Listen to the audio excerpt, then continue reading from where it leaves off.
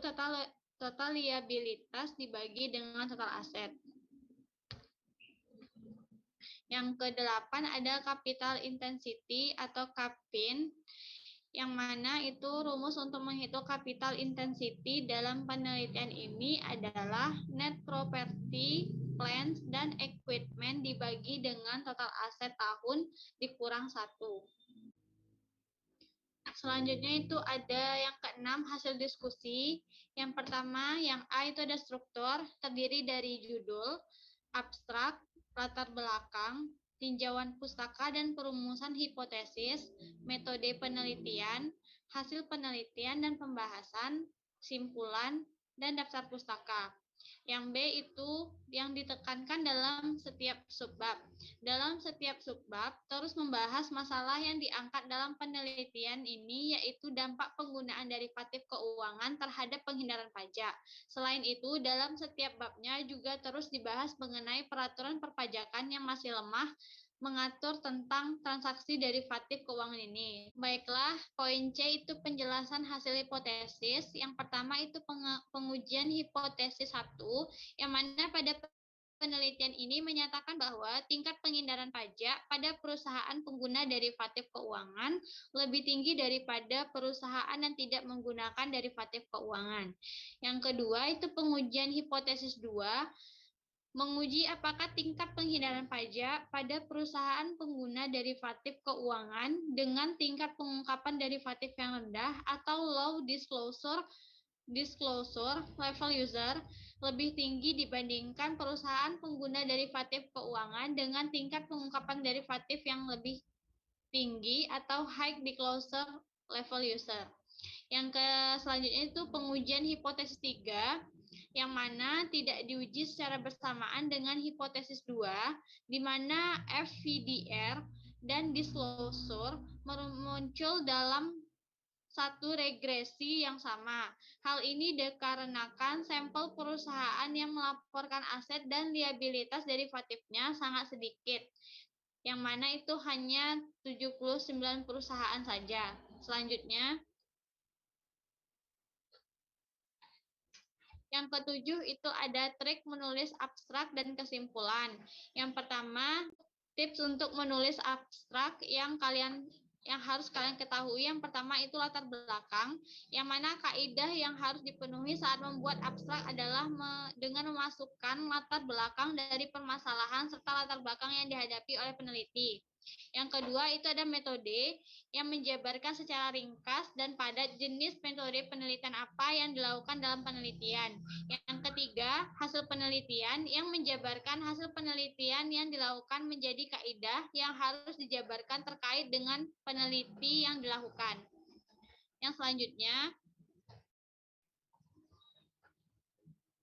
yang keempat itu ada kesimpulan, yang mana kesimpulan menjadi penutup dalam kaidah cara membuat abstrak yang baik. Yang kelima ada memberikan kata kunci di akhir paragraf, yang mana kata kunci pada penelitian berguna untuk memudahkan pencarian secara online.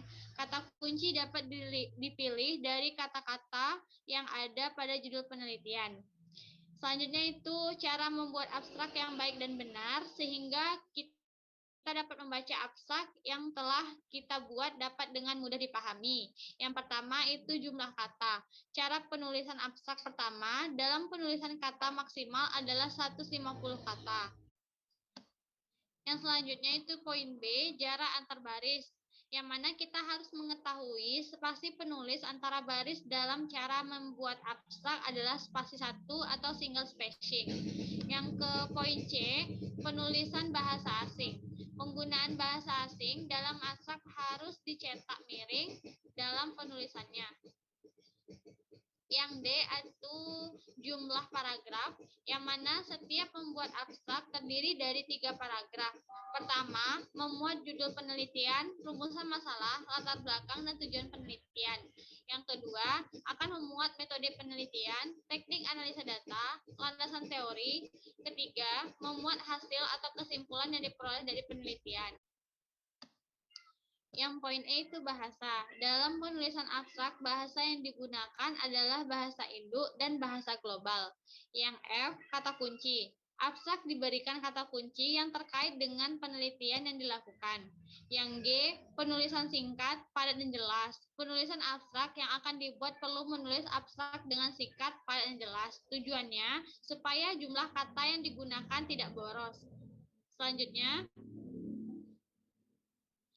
trik membuat kesimpulan dalam sebuah penelitian. Yang pertama, isi dalam kesimpulan harus berupa analisis dari kajian pustaka dan juga interpretasi dari tema yang mana bentuknya dapat berupa implikasi, yaitu kesimpulan berdasarkan data, dan dapat juga berupa inferensi atau kesimpulan berdasarkan referensi. Yang kedua, isi dalam kesimpulan sebaiknya mengandung saran-saran yang ditujukan kepada pembaca. Yang ketiga, kesimpulan sebaiknya dibuat dengan cara menggambarkan secara singkat isi dari penelitian yang telah dijelaskan sebelumnya. Yang keempat, dalam membuat kesimpulan karya tulis ilmiah, hindari menyimpulkan materi yang tidak dibahas dalam pembahasan penelitian. Yang kelima, jangan menuliskan kesimpulan yang menyimpang dari apa yang telah dibahas sebelumnya. Selanjutnya,